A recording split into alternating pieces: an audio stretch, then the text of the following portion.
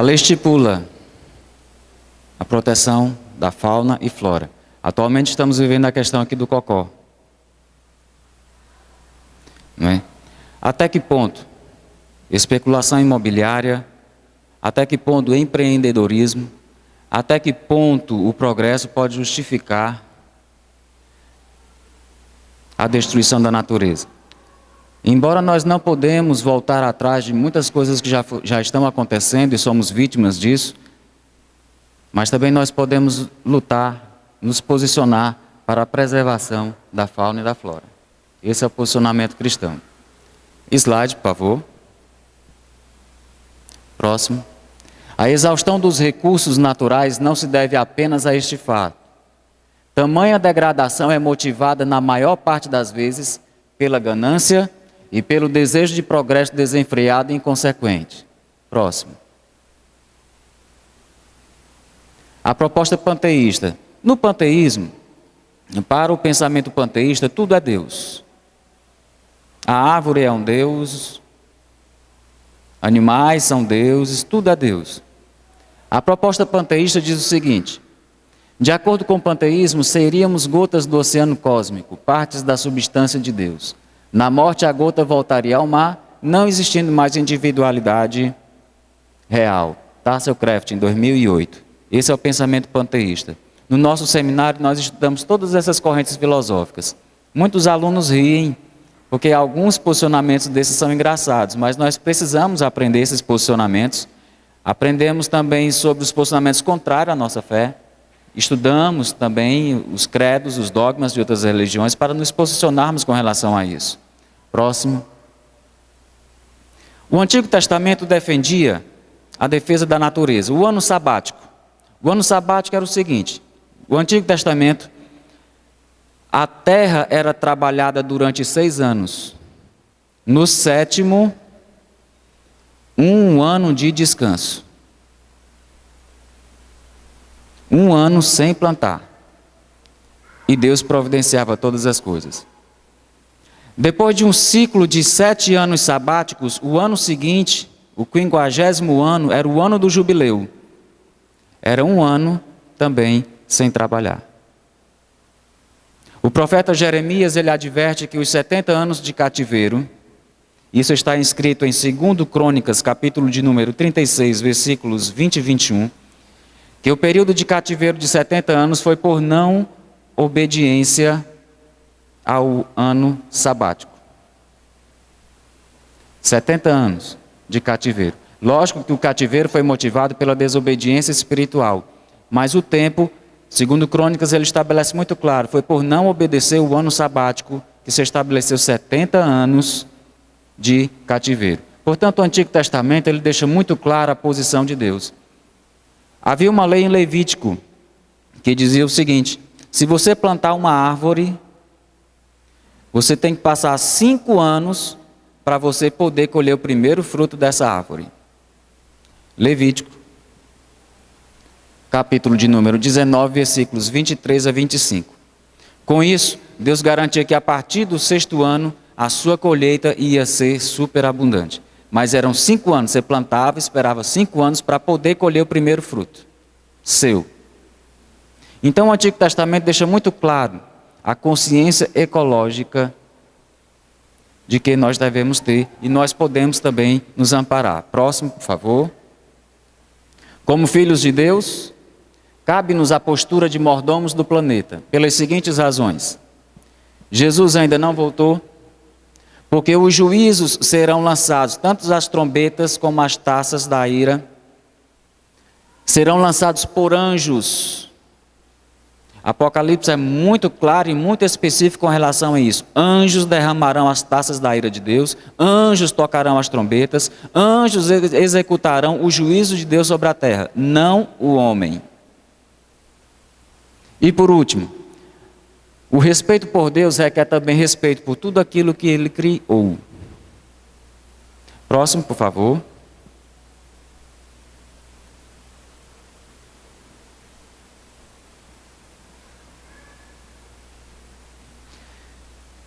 Responsabilidade social.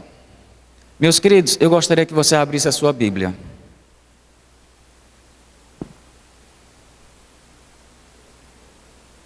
Falar de responsabilidade social é falar um pouco para que você deixe de olhar para o seu umbigo. Deixa eu fazer uma pergunta para vocês.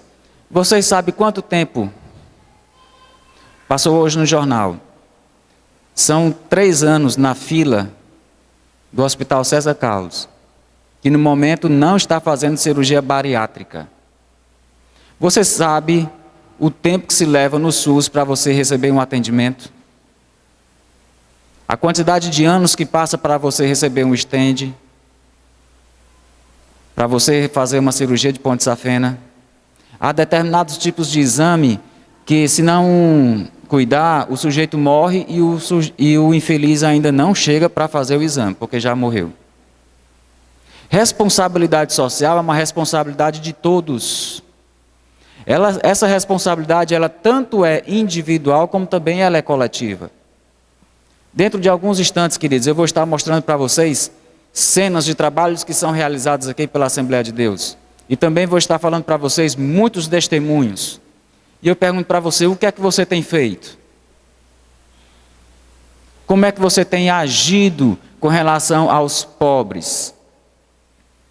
Abra sua Bíblia em Provérbios.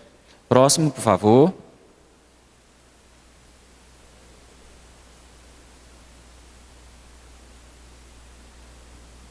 Provérbios capítulo de número 11. Versículos 24 e 25.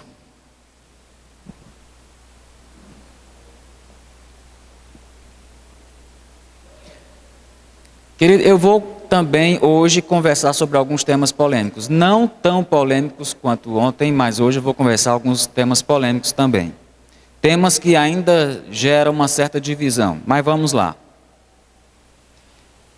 A quem dá liberalmente, acharam? A quem dá liberalmente, ainda se lhe acrescenta mais e mais.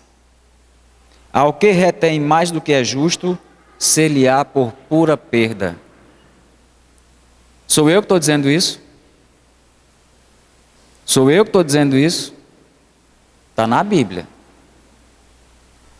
A alma generosa, o que é que vai acontecer? Prosperará. Sou eu que estou dizendo? Está escrito, meu filho. A alma generosa prosperará. E quem dá água de beber, será saciado. Como é que você tem visto a questão dos mais pobres, das pessoas mais humildes?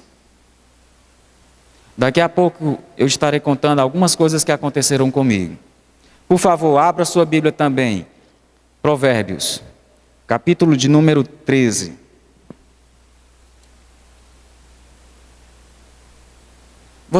Quem conhece aquele ditado? Quem dá aos pobres empresta a Deus. Quem conhece? Levante a mão assim. É um ditado bem popular, né? Você sabia que está na Bíblia? Está na Bíblia. Vou já mostrar para você. Está na Bíblia. Quem já ouviu aquele ditado, de grão em grão a galinha enche o papo? Pois é, vou te mostrar que está aqui. Não está com essas palavras, mas está aqui. Vamos nós, então bora. Quem está disposto a ir comigo aqui, viajar em Provérbios? Vamos? Estamos juntos? Então bora, presta atenção. 13 e 11. Os bens que facilmente se ganham, facilmente vão embora. Mas o que ajunta a força de trabalho, terá cada vez mais. Você pode ter aqui algumas versões diferentes. Você pode perguntar, professor, qual é o posicionamento com relação à loteria? Eu posso jogar na loteria? Querido, a Bíblia diz o seguinte: o que vem fácil, vai fácil. Em outras palavras, traduzindo na minha versão, na NVE, nova versão do Emanuel, eu digo assim: o que vem fácil, vai fácil. Mas o que vem às custas de muito trabalho, querido, dura para sempre. Não tem outro caminho não, querido, é você trabalhar. Seguir padrões de honestidade, seguir padrões retos, você procurar fazer o melhor que está ao seu alcance. Vamos mais um pouquinho falar sobre os pobres. Provérbios, capítulo de número 19.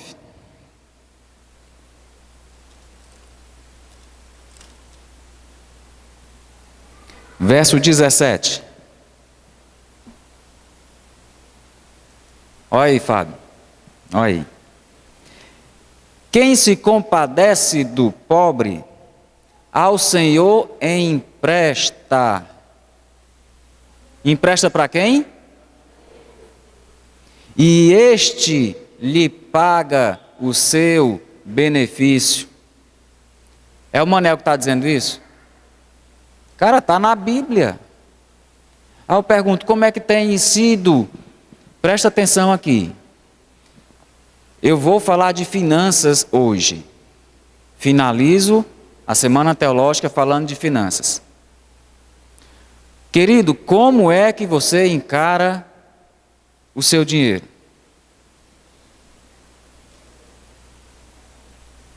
Como o dinheiro é visto por você? Daqui a pouco eu vou tocar nesse assunto. Como é, Fábio? Nem vê. Aí eu pergunto, como é que você acolhe ao necessitado? Aí você pode dizer, eu não gosto nem de ver, porque me dói o coração.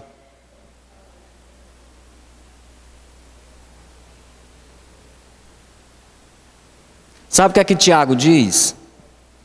Tiago diz o seguinte: a sua fé sem obras não vale de nada. De que adianta você chegar para o irmão e temar, cara, lá em casa a situação está preta. Cara, lá em casa o negócio tá feio, tá russo. Tu pode me ajudar com alguma coisa? Ah, o Itemar olha para mim e diz: vá em paz, que o Senhor te abençoe e te abra as portas. Tiago diz isso. Sou eu que estou dizendo? Não, é Tiago. É só você ler a epístola de Tiago. E ele diz, não vale de nada. Não vale de nada você dizer um negócio desse. A Bíblia diz o seguinte: aquele que está ao alcance da sua mão poder fazer e não faz, peca. Se está ao seu alcance poder fazer algo e você não faz, você se omite, omissão é pecado. Vamos mais um pouquinho, eu estou incomodando vocês, não estou? Mas é exatamente para isso que eu fui convocado, para confrontá-los, a fazê-los sair da sua zona de conforto. Mesmo capítulo 19, versículo 4, olha só. As riquezas multiplicam os amigos, mas ao pobre o seu próprio amigo deixa. Misericórdia. É ou não é? Em outras versões diz o seguinte: até os seus familiares o abandonam. Tem alguém assim, escrito assim? Até os seus familiares a abandonam. Está escrito. Versículo de número 6. Ao generoso, muitos, assim, faça assim comigo, assim, muitos o adulam, paparicam ao generoso, e todos são amigos do que dá presentes. É ou não é? Ah, mas é o Manel que está dizendo. Não sou eu que estou dizendo, não. Está aqui. Tem um provérbio também que diz o seguinte: quem dá presente abre todos os caminhos. O livro de Provérbios ele não está dizendo para você usar de suborno. E ele diz no verso seguinte: e o suborno encontra abrigo em muitos corações. Em hipótese alguma, esse versículo de Provérbio incentiva o suborno. Salomão está apenas dizendo e registrando algo que ele observou. Quem dá presentes todas as portas se abrem, e o suborno acha abrigo em muitos corações. Em hipótese alguma, eu quero deixar muito claro que a Bíblia, que você pode utilizar esse versículo para justificar a prática de suborno de presentes. Não. Salomão está apenas registrando um fato que ele observou no tempo dele. No tempo dele. Vamos mais um pouquinho. Versículo de número 7. Se os irmãos do pobre o aborrecem, quanto mais se afastarão dele os seus amigos. Corre após eles com súplicas, mas não os alcança. Sou eu que estou dizendo? E eu te pergunto, como é que você tem encarado suas finanças? Como é que você tem visto o lado do mais necessitado? Por favor, versículo de número 7 foi Provérbios, capítulo de número 22.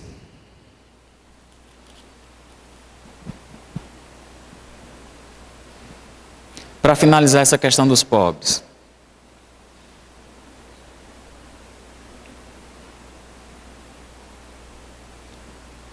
Pessoal do Data Show, pode preparar o provérbio chinês. Para finalizar, 22, 2. O rico e o pobre se encontram. Tanto a um como o outro faz o Senhor.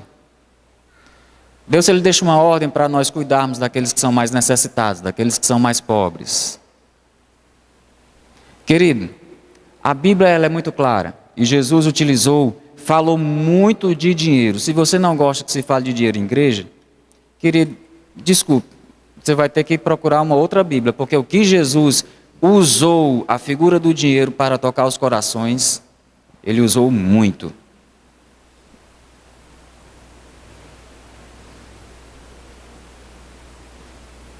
Ele disse o seguinte, enquanto as meninas estão preparando ali, ele me dá só um sinal quando estiver pronto. Ok, vai.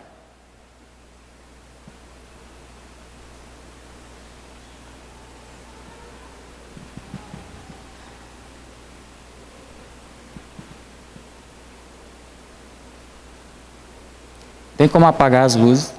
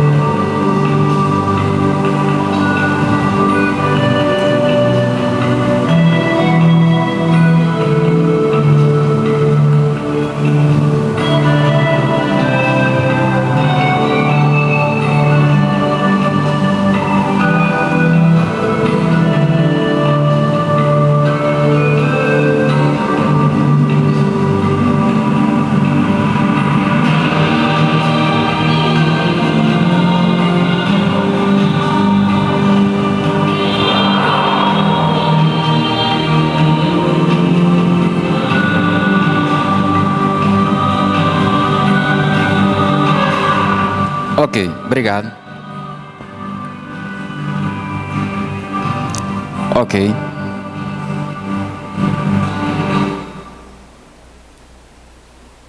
Jesus disse o seguinte: vocês não podem servir a dois senhores ao mesmo tempo. Ou você serve a Deus, ou você serve a Mamon. Em outras traduções diz o dinheiro. Se Jesus está utilizando a palavra servir, e é você que serve, portanto, quem está do outro lado é patrão. É ou não é? Se eu sirvo, quem está do outro lado é o patrão.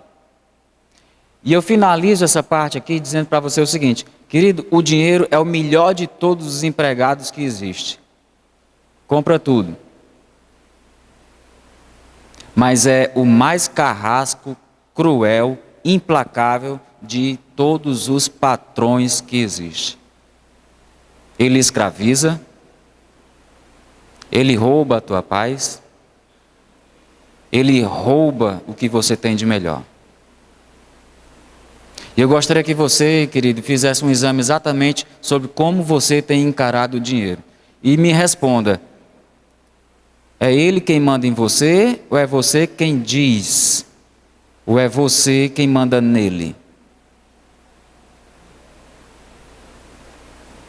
Porque se você disser que é você quem manda no dinheiro, eu vou dizer que Jesus é sua cabeça. E em tudo você tem que estar sujeito à autoridade do Senhor Jesus. Portanto, quem manda na sua carteira é o Senhor. Essa é a perspectiva cristã. Afinal de contas, o que dizer de Samuel Colgate? O dono da Colgate, que foi dizimista, e que em um certo momento ele dedicou a sua vida para sustentar as obras missionárias.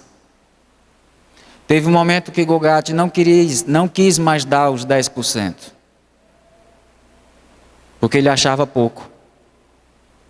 Ele disse: os 10% é o suficiente para eu viver. 90% do que eu ganhar e do que minha empresa ganhar vai financiar obras missionárias para levar o evangelho a todas as criaturas que precisam. Deixa eu utilizar algo muito prático. Quem me conhece sabe que eu sou prático. Quem aqui namora? Levante a mão assim.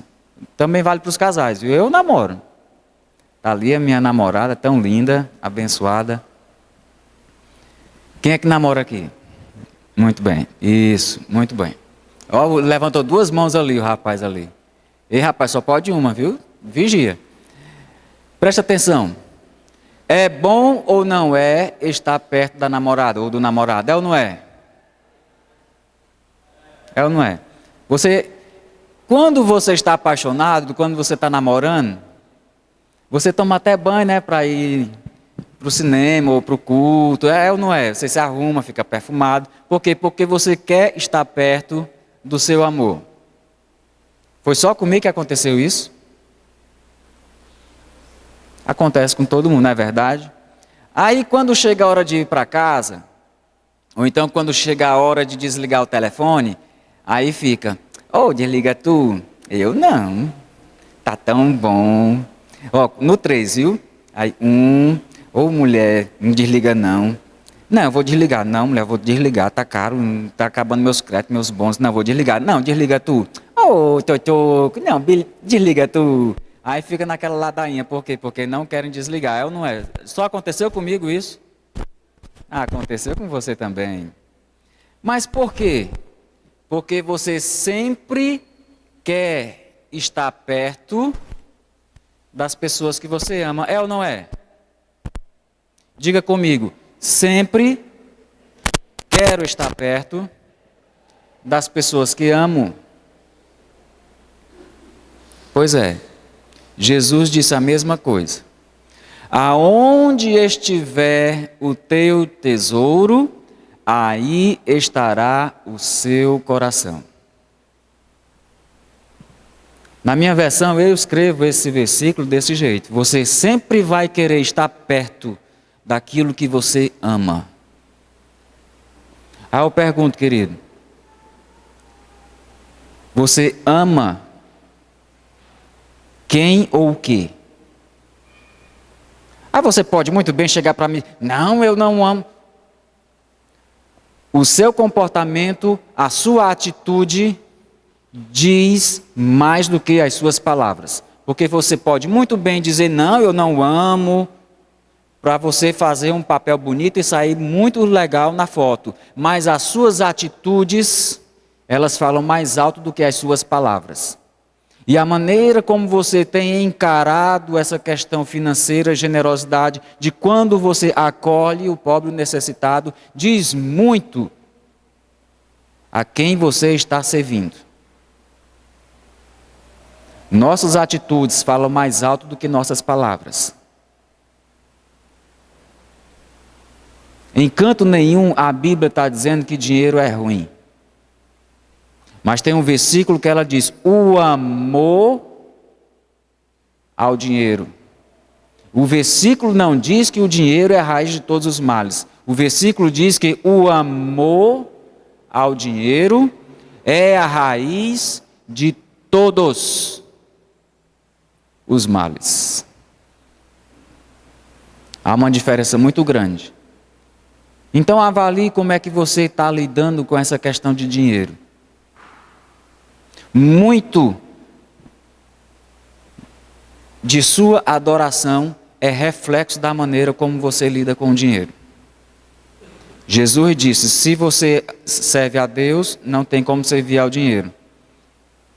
Se você, portanto, presta culto a Deus, não tem como você prestar culto, adorar o dinheiro. Mas se você estiver do outro lado, é impossível você estar com Deus. Vocês estão tão caladinhos. Entrou, não foi? Estão pensando. Pois é.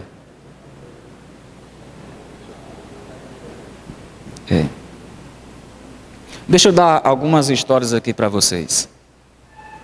Queridos,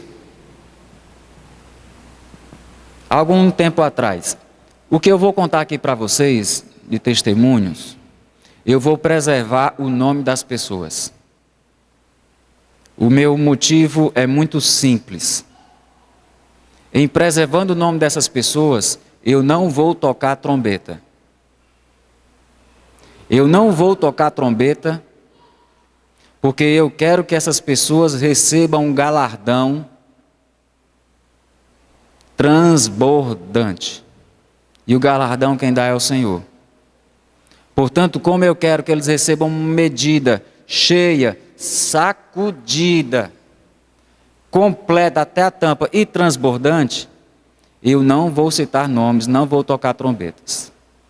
Mas certa vez eu estava lá em casa, eu estava dormindo, está ali minha esposa, eu estava dormindo, e ligaram para Leque.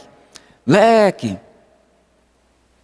cadê? Eu estou precisando falar com o Emanuel, ele está aí? Não, ele está dormindo. Mulher, eu preciso passar na tua casa, agora mesmo, e tem que ser hoje.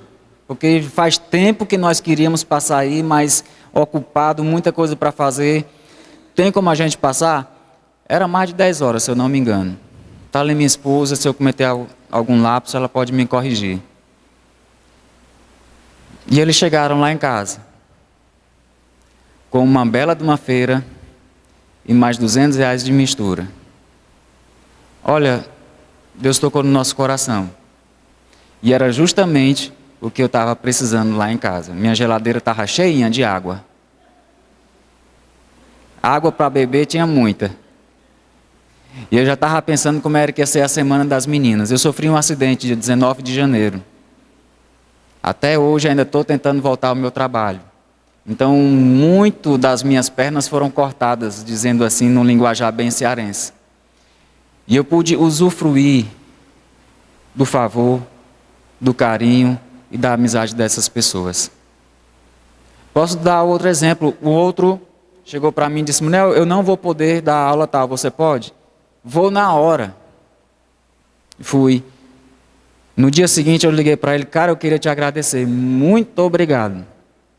Porque com o dinheiro dessa aula eu vou fazer a feira daqui de casa, porque não tinha muita coisa aqui. Muito obrigado, que Deus venha te abençoar. Nos momentos que eu estava no hospital, pessoas chegaram e viram a situação da minha esposa, de cansado. Eu não tinha como pagar uma pessoa para ficar lá a noite toda. E pessoas amigas chegaram e disseram: vá para casa dormir, vá para casa descansar, porque essa noite veio uma pessoa ficar com o Emanuel aqui nesse leito de hospital. Pago. Várias pessoas fizeram isso por mim. E eu não tinha como fazer isso. Eu não tinha condições. Eu estava no leito de hospital, minha esposa não trabalha. Conheço pessoas que do dízimo, lá no interior aqui perto, que deram para uma igreja. Ele se sentou com a esposa e disse: e aí, o que é que vamos fazer com esse dízimo? E ela disse: vamos dar para a igreja tal. Tá, ok, vamos lá.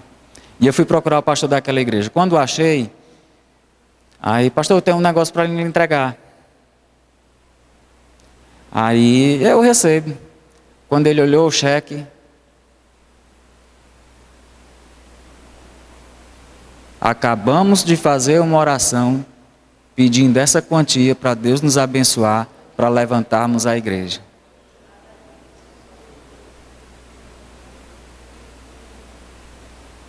O que dizer dessas pessoas? Eu no leito de hospital, precisei vender meu carro para sairmos de um apartamento para uma casa e para poder receber melhor os cursos de Paz para Toda a Vida e Casados para Sempre. Mais o Paz para Toda a Vida. Aí um amigo nosso, um pastor amigo nosso, ele chegou para Leque e disse: Leque, vocês estão sem carro, né? Vai ficar complicado, o Manel está se deslocando aqui para o Frotão, saindo, fisioterapia, aquele negócio, vai ser complicado, não vai? Aí vai ser muito complicado. A minha moto se esbagaçou no dia 19 de janeiro. Até hoje, querido, eu não sei o que foi que aconteceu. Ele simplesmente chegou para Leque: tome, fique enquanto precisar.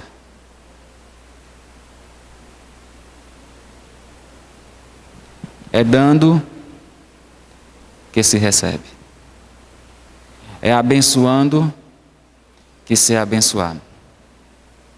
Muitas coisas fiz e muitas coisas fizeram por mim, quando eu não tinha condições, quando eu não podia. O que dizer de pessoas amigas que choraram comigo? O que dizer de pessoas lá de Salvador que oraram por mim?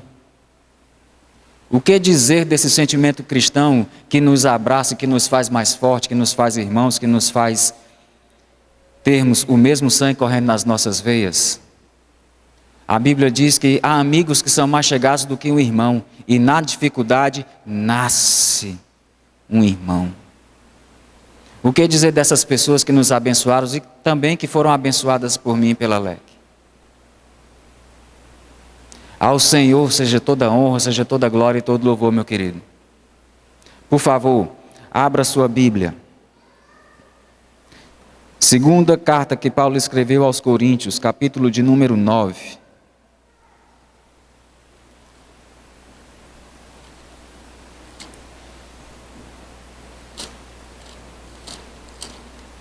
Eu gostaria que o pessoal do telão tivesse com o dedo no gatilho, já para passarmos mais um vídeo.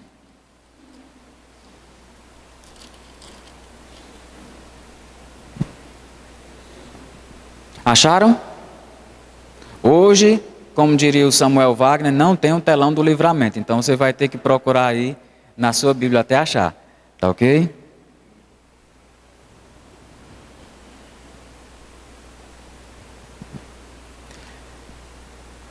Legal, 100%, daqui a pouco. E isto afirmo: aquele que semeia pouco, pouco também ceifará. E o que semeia com fartura, com abundância também ceifará. Cada um, está dizendo aqui todos? É diferente, né? Cada um contribua segundo tiver proposto no coração.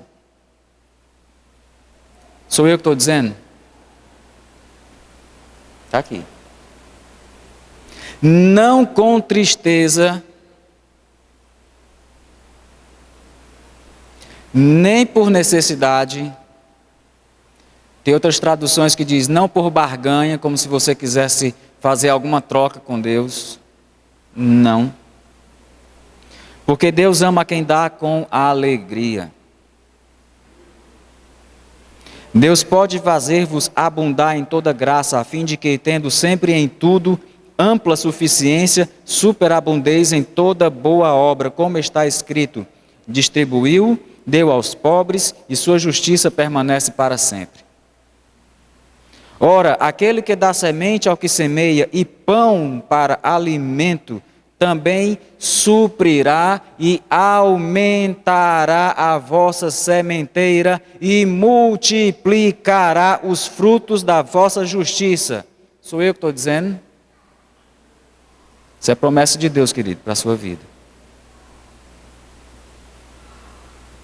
Enriquecendo-vos em tudo, para toda generosidade, a qual faz por vosso intermédio sejam tributadas o quê?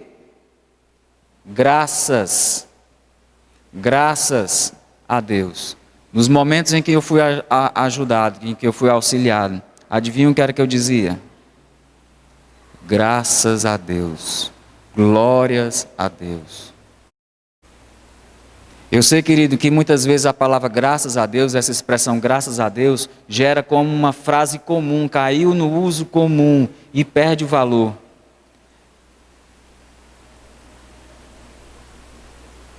Mas graças a Deus tem um significado todo especial.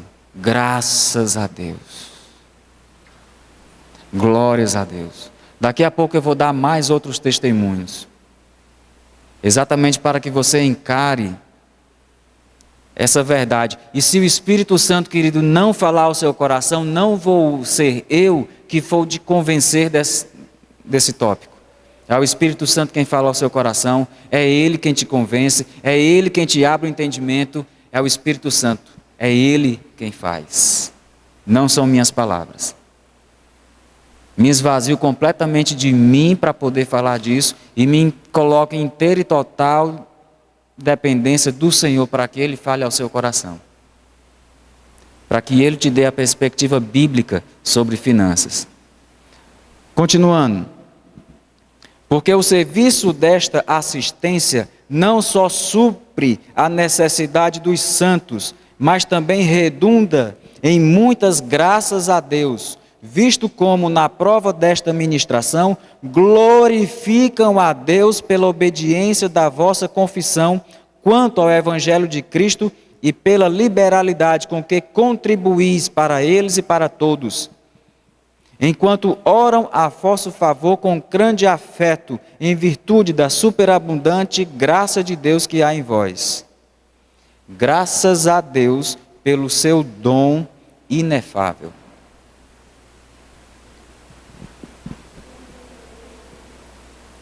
Estão se sentindo incomodados, né? Não tem como não incomodar. Como é que você tem encarado? Tem alguns crentes que quando vão ser batizados, né, quando o irmão diz, eu te batizo em nome do Pai, do Filho e do Espírito Santo, ele mergulha e levanta a carteira. É lógico que isso é um simbolismo que eu estou fazendo. Já pensou, o sujeito vai ser batizado nas águas com a carteira? É lógico que isso é um simbolismo. Né? Mas, querido, Deus é dono do ouro e da prata, Deus é dono de tudo que você tem. Sabe o que aqui Deuteronômio diz? Diz o seguinte: eu, o Senhor, te capacito para que você adquira riquezas. Deuteronômio está escrito isso. É Ele quem te capacita, é Ele quem te dá condições, quem te dá estratégias para você adquirir riquezas. Mas depois ele chama a atenção com relação a isso. Ele diz o seguinte: Quando você estiver bem, quando você estiver na bênção, não diga, o meu braço conseguiu isso. Não diga isso não. Para que eu, o Senhor, vendo isso, não me entristeça e tire de vós a bênção que dei para vocês. Quando, pois, estiverem na bênção, glorifiquem-me e agradeçam, porque eu sou o Senhor dos céus e da terra, dono do ouro e da prata, que vos abençoo e tenho prazer que vocês prosperem em todos os vossos caminhos. Portanto, querido, não é aqui não. É Ele. Porque por Ele e para Ele são todas as coisas. Eu vou passar agora um vídeo, e esse vídeo ele vai te incomodar um pouquinho, porque ele vai exatamente lidar com questões que nós temos vivido nos últimos dias. Tá ok? Pode soltar. Pode liberar.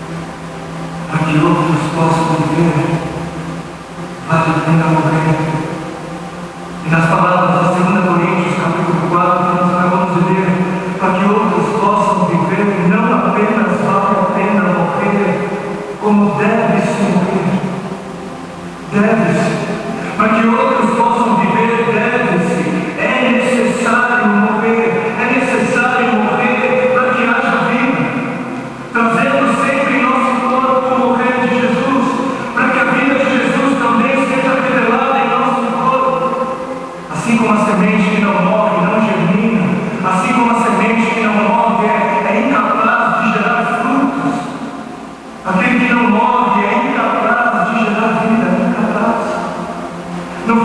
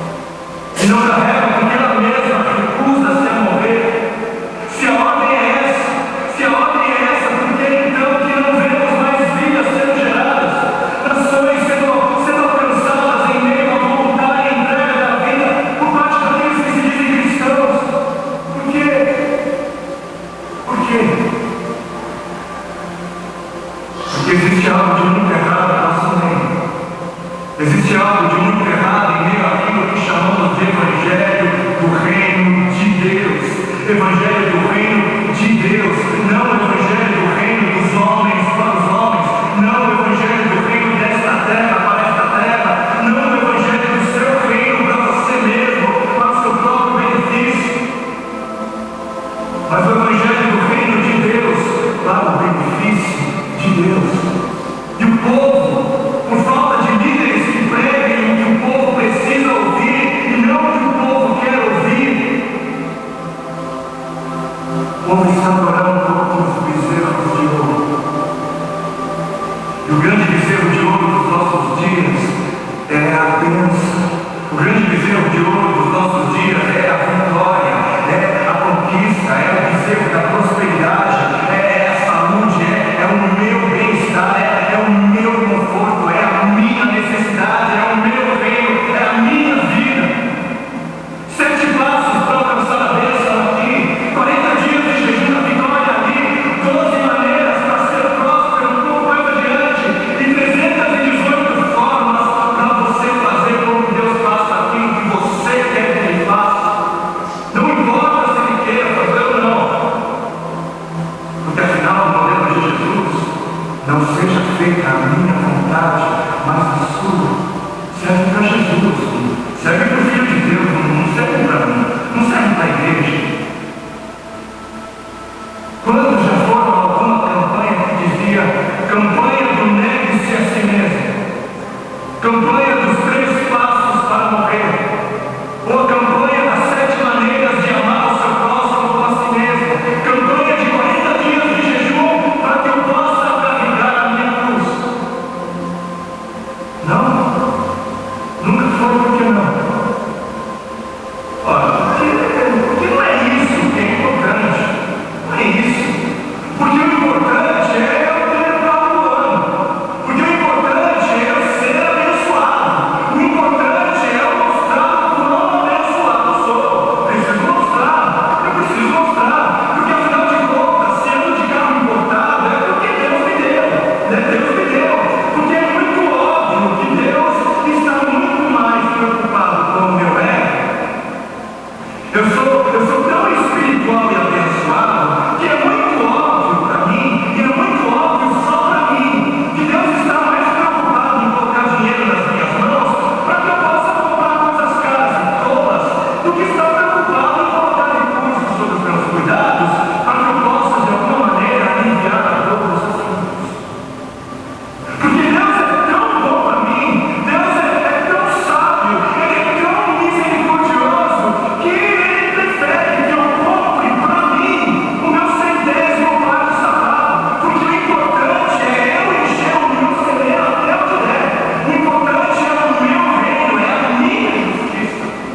Porque o importante é eu viver como se não houvesse morte, e Deus que me livre de pensar em morte. Isso está escrito na palavra de Deus em Marcos, capítulo 8, versículo 16. Então Jesus começou a ensinar-nos que era necessário que aquele homem sofresse muitas coisas e fosse rejeitado pelos líderes religiosos, pelos chefes dos sacerdotes e pelos mestres da lei, fosse morto e 3 dias depois ressuscitasse. Ele falou claramente a esse respeito. Então Pedro, chamando-o à parte, começou a repreendê-lo. Vejam como desde o início a igreja se escandalizou com a mensagem da morte. Jesus, porém, voltou-se, olhou para os seus discípulos e repreendeu Pedro, dizendo: arreda, Satanás, você não pensa nas coisas de Deus, mas nas coisas dos homens. Você não está de olho no reino de Deus, mas está de olho no reino dos homens. Então ele chamou a multidão e os discípulos e disse: se alguém quer vir após mim, negue-se a si mesmo, tome a sua cruz e siga-me. Se quiser, se alguém quiser, porquanto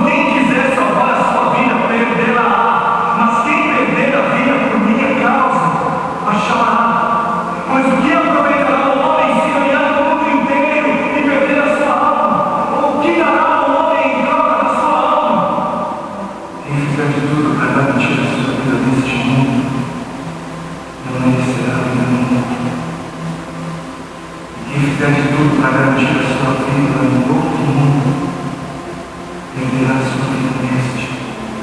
Perderá o controle da sua vida neste mundo. Quem viver de olho nos tesouros deste mundo receberá somente aquilo que este mundo é capaz de dar. Mas quem viver com os olhos fixos no tesouro eterno, este receberá. Este haverá de receber aquilo que é a eternidade.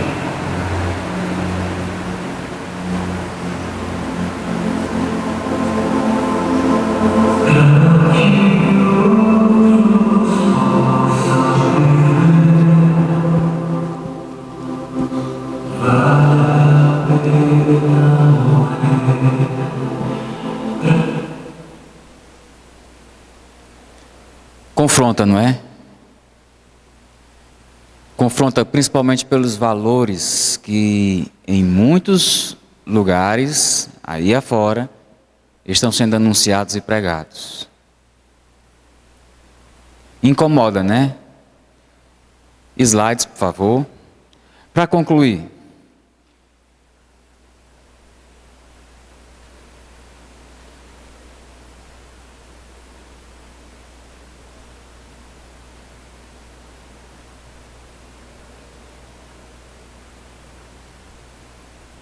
vai já, gente. Só pegar algumas fotos para vocês. Deixa eu contar aqui testemunhos enquanto eles acham ali. Conheço pastores que, não vou citar nomes, ele estava construindo o seu templo. Ok, legal, obrigado. E enquanto ele construía, ele chegou à conclusão de que não ia ter como continuar a obra e ele resolveu abrir mão do carro dele. Vendeu o carro e ficaram só com o carro da esposa. O tempo foi passando, a obra foi aumentando e as finanças não estavam dando. Ele chegou para a esposa e disse: teu carro vai ter que entrar também. Ela: meu filho, tudo bem, está aqui a transferência, a chave, pode vender. Enquanto eles estavam sem carro, o irmão dele toda sexta-feira à noite ia lá: cara, está aqui, final de semana você quer puxado para você que está na sua igreja, domingo à noite tu deixa lá em casa, mas final de semana é todo seu. E assim ele ficou por algum tempo. Aí depois um amigo dele de trabalho chegou para ele e disse o seguinte: meu irmão, estou desesperado. Eu vou passar agora, vou viajar para os Estados Unidos, vou passar 6 meses lá, e eu não faço a menor ideia onde é que eu vou deixar o meu outro carro. Aí ele olhou assim para ele: eu tenho uma garagem ótima para você deixar o seu carro. Você ainda ganha lavagem, polimento e aspiração no 0800.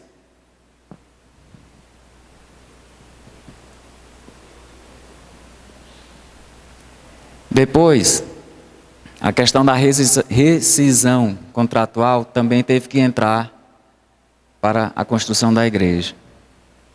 E a esposa chegou para ele e disse: meu filho, está cheio de água. Aí vamos orar. Aí quando foi mais tarde, um amigo dele ligou: cara, eu preciso conversar contigo, na minha empresa não está legal, eu preciso de um conselho teu. Eles conversaram, almoçaram juntos, naquela conversa tal, conselho empresarial tal, faz assim, assim tal, ok. E o cara colocou um papelzinho no bolso dele: valeu, próxima vez, depois me retorna só para me dizer como é que foi a situação. Aí, quando ele chegou em casa, quando esse pastor chegou em casa, ele olhou: rapaz, o que foi isso que tem aqui no meu bolso? Ele viu um cheque de 10 mil reais.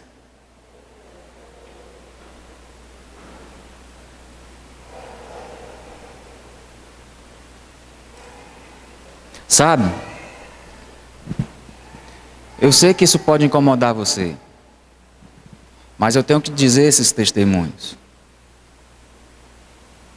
Querido, vocês vão ver aqui, Paulinho missionário, a igreja onde ele leva a obra de Deus fica longe do campo deles. E a grande dificuldade era a moto. Está aí. Alguém vai lá, faça a obra de Deus. Está certo que ele não está muito ético, né? Está com um pouco de excesso de passageiros, mas pelo menos foi para a foto, né, pessoal? Vamos dar um desconto, foi só para sem capacete.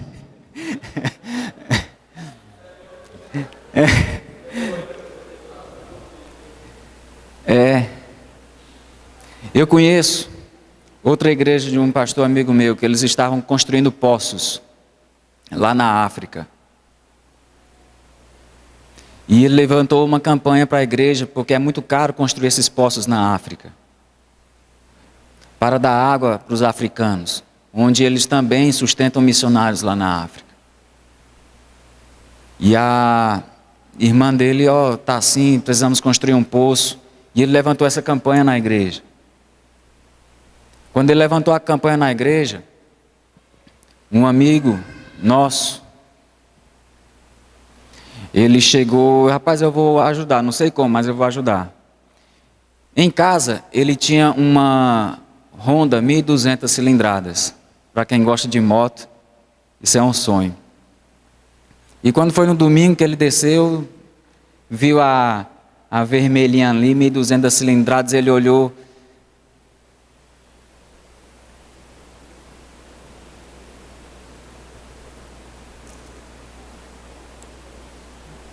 Tá certo. Quando foi domingo à noite, ele chegou para o pastor, venda a moto e cave aquele poço. Vamos levar o evangelho para aquelas pessoas que estão lá. O Senhor Jesus, ele diz, porque tive fome e me deste de comer. Quem foi a avó de Moisés? Sei lá. Adão tinha umbigo? Sei não. Porque tive sede e me deste de beber. Estive nu e me vestiste. Qual a cor da trombeta, da 7ª trombeta? Ou então a cor do 3º cavalo, do cavaleiro? Sei lá. Estive preso e me visitaste. Aos discípulos chegaram para Jesus, e quando foi que tu teve nu, teve preso? Todas as vezes que vocês fizeram isso a um desses pequeninos, a mim vocês me fizeram.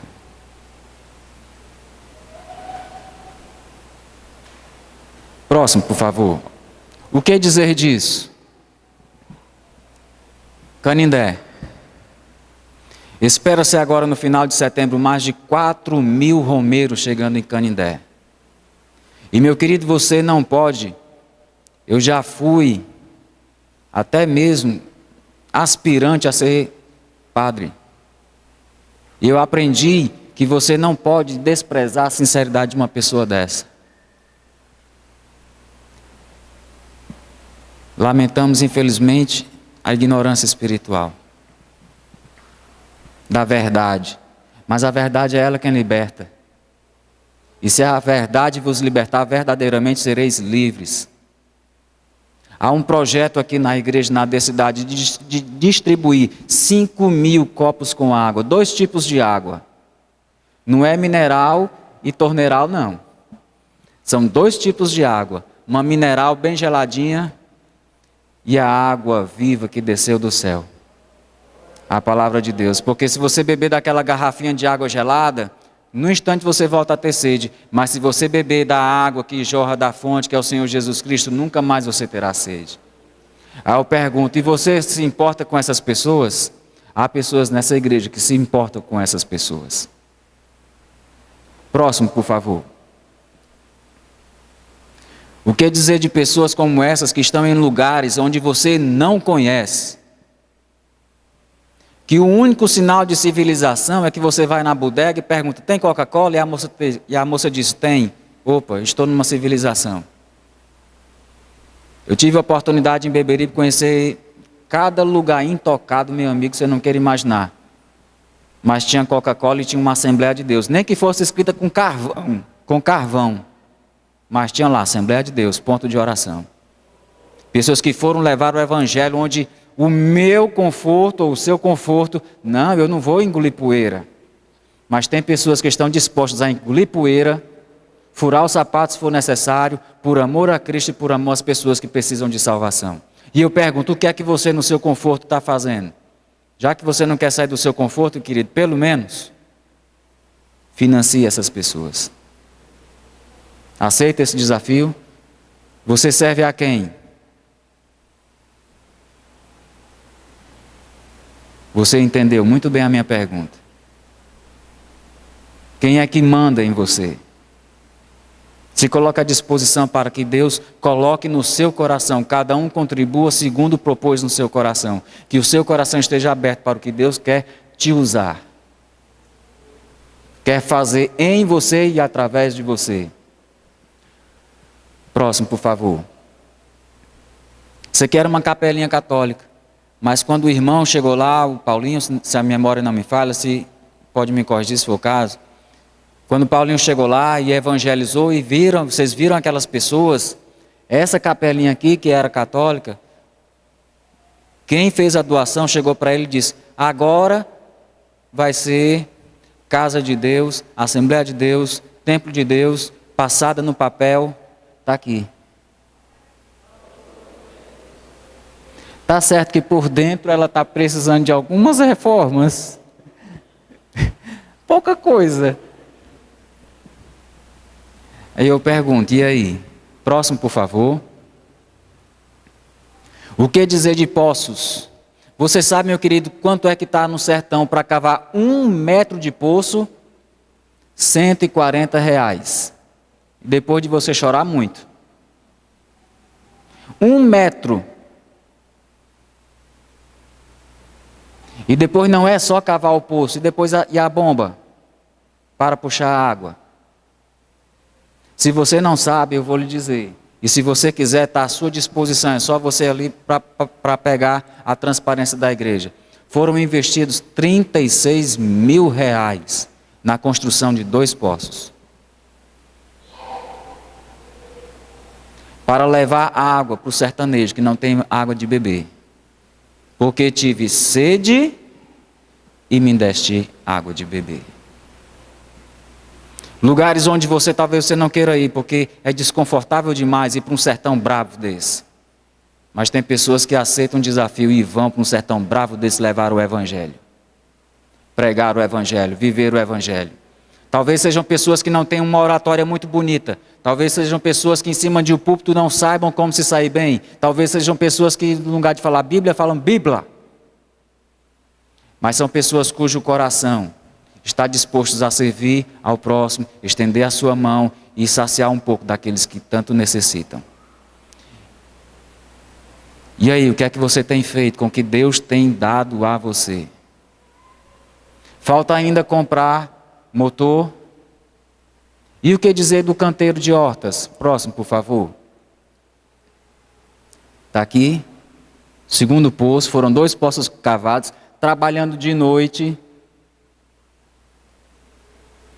Lamento, aquele rapaz é flamenguista, mas Deus perdoa. Trabalhando de noite até achar água. Próximo, por favor. Olha aí, primeiro gole de água. Quando se achou. Trabalhavam dia e noite até achar água. Próximo, por favor, para finalizar. Talvez você não soubesse disso, mas agora você está sabendo. Talvez seja muito legal para você pegar e estar sentado nessa cadeira, ou então estar sentado aí, terminou o culto, depois da bênção apostólica, a igreja toda diz amém, você bota a sua Bíblia debaixo do braço e vai para a sua vida normal. Mas enquanto você faz isso, tem pessoas que estão no sol do sertão, trabalhando para fazer um canteiro, uma horta comunitária, para plantar e através dessa plantação, suprir a necessidade de pessoas que são carentes.